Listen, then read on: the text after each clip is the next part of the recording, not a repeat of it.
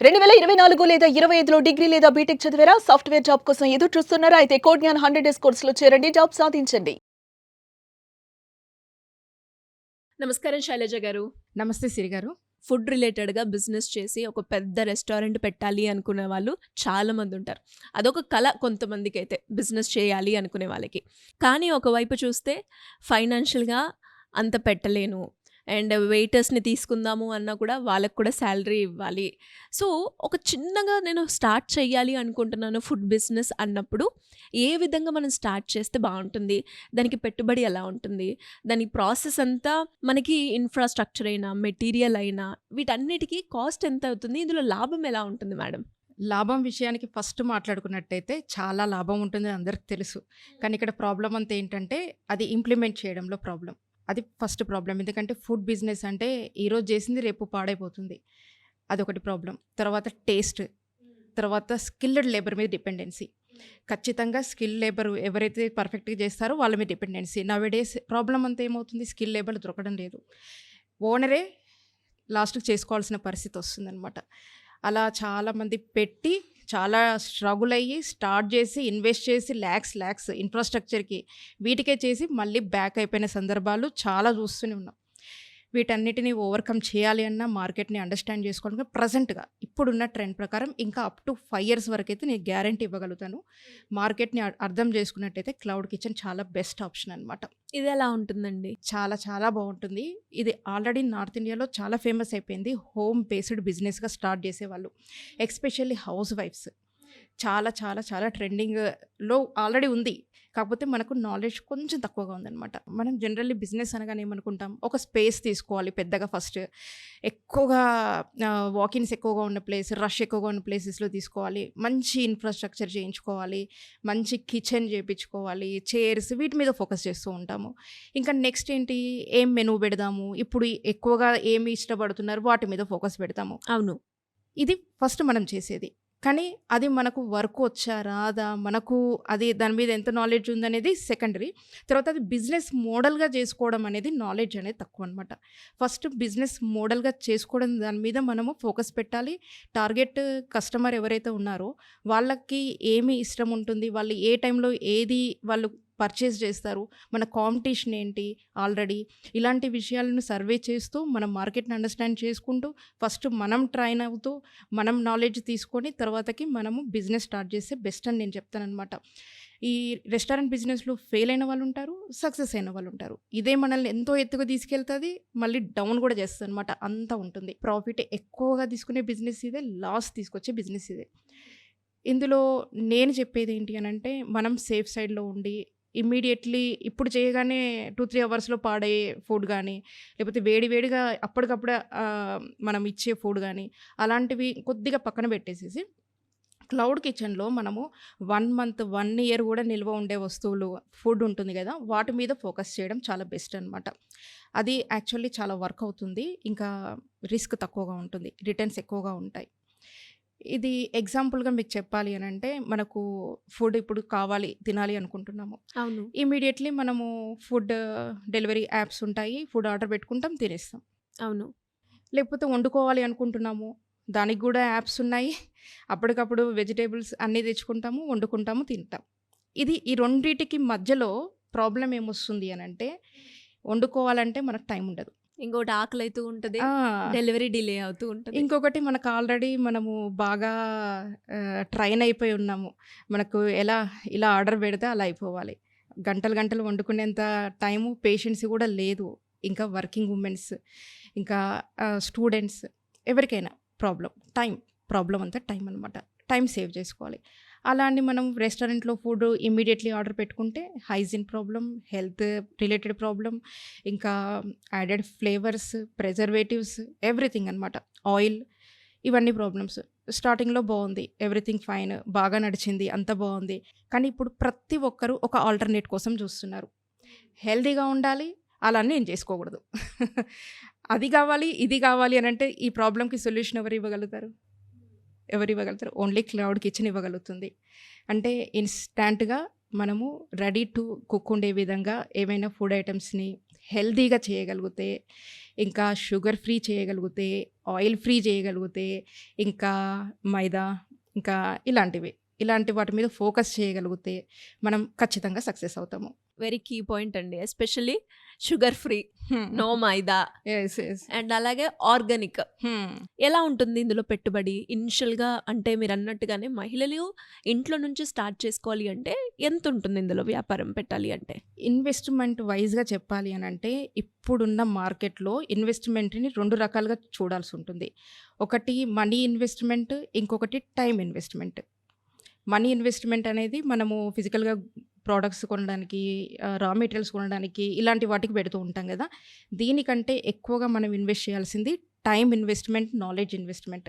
అంటే ఫస్ట్ మనం business start చేయడానికి ముందు మనం ఏం ప్రోడక్ట్ చేస్తున్నాం, ఎవరి కోసం చేస్తున్నాము, టార్గెట్ ఏంటి, ఫస్ట్ నాకు క్లారిటీ ఒకటి ఉండాలి మనం చేసేటప్పుడు.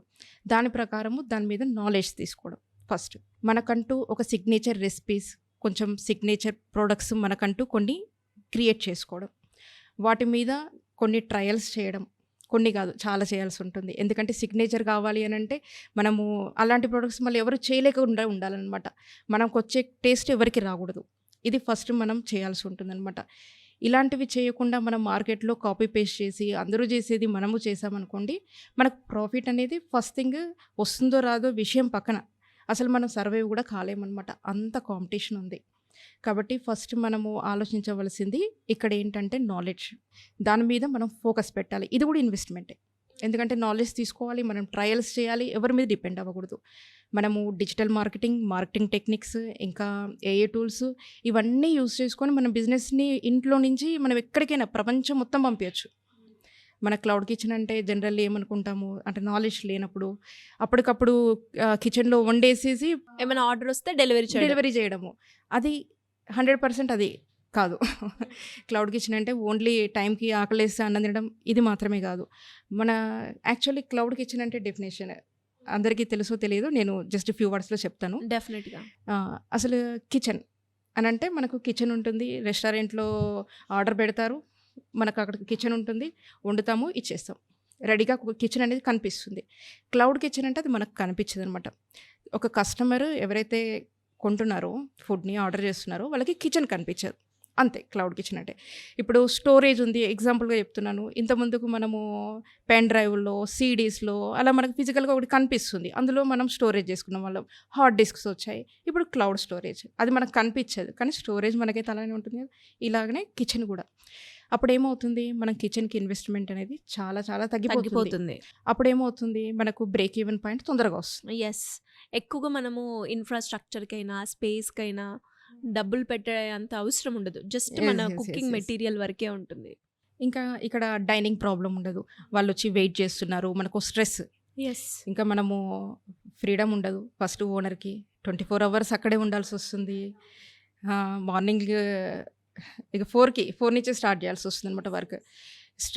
చాలా స్ట్రెస్ ఉంటుందన్నమాట ఈ ఫీల్డ్లో. అయితే మనం స్ట్రెస్ ఫ్రీ అవ్వాలి అని అంటే ఇన్వెస్ట్మెంట్, ఓన్లీ నాలెడ్జ్, టైం, దీని మీద ఫోకస్ చేయాలి. మీరు అన్నట్టుగానే క్లౌడ్ కిచెన్ బాగుంది. అంటే సెటప్ ఎక్కువ లేదు, పెద్ద ఖర్చు లేదు, స్ట్రెస్ ఫ్రీ అన్నారు, బాగుంది. బట్ ఫుడ్ అనగానే చాలామంది టేస్ట్, క్వాలిటీ వీటిని ఎలా మనం మేనేజ్ చేయాలి, మెయింటైన్ చేయాలి, ఎలా మన క్వాలిటీని మెయింటైన్ చేయొచ్చు అంటారు? మనము 100 రకాల ప్రోడక్ట్స్ చేయాల్సిన అవసరం లేదండి, అన్నీ రావాల్సిన అవసరం లేదు. మనకి ఏదొచ్చు, ఫస్ట్ మనకు కస్టమర్కి ఏది ఎక్కువ డిమాండ్ ఉంది, ఏది అవసరం ఉంది, బెస్ట్ 10 చూస్ చేసుకోవాలి. ఎక్కువగా ఫోకస్ చేసి అది రాలేదు, ఇది రాలేదు, వీటి మీద వద్దు. ఏదైతే మనము వర్కింగ్ ఉమెన్స్ని టార్గెట్ చేస్తున్నారా, లేకపోతే ఎంప్లాయీస్ని టార్గెట్ చేస్తున్నారా, వాళ్ళకి కావాల్సింది ఏంటి, టైం. అలా మనము ఒక క్లారిటీ ఉండాలన్నమాట. వాళ్ళకి ఏంటి అంటే బయట నుంచి ఆర్డర్ చేసుకోరు, అలా అని అవర్స్ కిచెన్లో కూర్చొని కుక్ చేయలేరు. అప్పుడు మనం ఏం చేయాలి, ఇన్స్టాంట్గా వాళ్ళకి రెడీగా ఉండే ఫుడ్ ప్రోడక్ట్స్ మీద మనం ఫోకస్ చేసి వాళ్ళకి ఇవ్వగలగాలన్నమాట. అలాంటివి నెంబర్ ఆఫ్ ఫుడ్స్ ఉన్నాయి. సో టార్గెట్ ఆడియన్స్ అనేది కూడా ముఖ్యం, చాలా చాలా ఇంపార్టెంట్. ఎందుకంటే మనం డైవర్ట్ అవ్వకుండా, మనం అప్పుడు ఏమవుతుంది అని అంటే మనం బెస్ట్ 10 ప్రోడక్ట్స్ తీసుకుంటాం కదా, వాటిలోనే మన నాలెడ్జ్, మన ఎఫర్ట్, మన ఏదైతే టైం ఉంటుందో దాని మీద ఇన్వెస్ట్ చేసేసి మనం ప్రతిరోజు వాటి మీద ఫోకస్ చేసి కాంపిటీషన్ ఏదైతే ఉందో దానికి ఆల్రెడీ బ్రాండెడ్ ప్రోడక్ట్స్ ఉన్నాయి కదా, వాటిని ఒకసారి టేస్ట్ చేయాలి మనం. ఓపెన్ చేయాలి, కుక్ చేయాలి. వాటిని ఏంటి ప్రాబ్లమ్? మనం దాంట్లో నుంచి ఏమి ఇవ్వగలుగుతాం?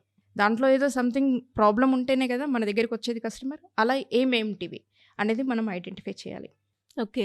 అలా ఐడెంటిఫై చేస్తూ ఉన్నప్పుడు మనకు తెలుస్తూ ఉంటుంది కస్టమర్ ఏం కోరుకుంటున్నారు, ఈ మార్కెట్లో ఆల్రెడీ వీళ్ళు ఏమి ఇవ్వలేకపోతున్నారు, మనం ఏం ఇవ్వగలుగుతాము, ఈ గ్యాప్ని మనం ఫుల్ఫిల్ చేయాలి. అప్పుడు అది ఖచ్చితంగా ఆటోమేటిక్గా బిజినెస్ వస్తుంది.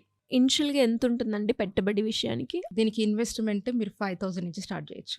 ఎందుకంటే లక్కీగా మనకు అన్ని కిచెన్లో అన్నీ ఉంటాయి, మనకు అన్నీ ఉంటాయి. అవును. జస్ట్ మనము కొన్ని materials, packing materials, ceiling materials. ఎందుకంటే నేను ఫస్టే ప్యాకింగ్ గురించి ఎందుకు చెప్తున్నాను అని అంటే, పర్ఫెక్ట్ ప్యాకింగ్, నీట్ ప్యాకింగ్ అనేది చాలా ఇంపార్టెంట్. ఇంకా ఇక్కడ ప్లాస్టిక్ యూజ్ చేయకుండా, ఇంకా షుగర్ కేన్‌తో మనకు ఇంకా చాలా వస్తున్నాయి ఆల్టర్నేట్స్.